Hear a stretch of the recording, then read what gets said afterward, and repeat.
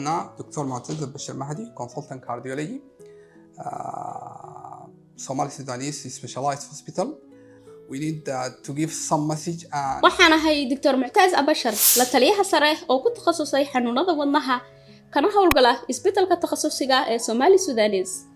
waxaan doonayaa inaan talooyin muhiim ah la wadaago bukaanada qaba macaanka oo ku saabsan daryeelka iyo maareynta cudurka.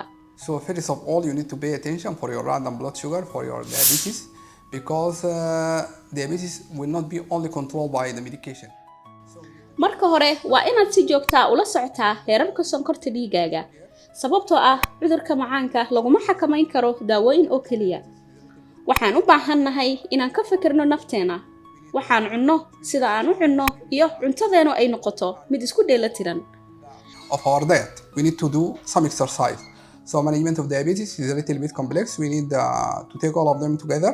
sidoo kale waa muhiim inaan sameyno jimicsi maalinle ah xitaa muddo kooban si aan u xoojino shaqada jirka iyo wareegga dhiigga. maareynta cudurka macaanku way adag tahay mararka qaar, balse waa lagama maarmaan inaan isku darsanno dhammaan qodobada muhiimka ah sida jimicsi joogto ah, cunto habboon iyo raacitaanka talada dhakhtarka iyo dawooyinka uu ku qoray.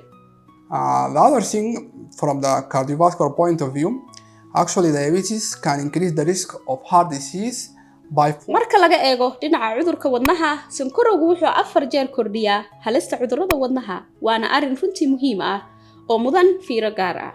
sidaas darteed, haddii aad qabto macaanka, fadlan si joogto ah u hubi caafimaadka wadnahaaga. mahadsanidin.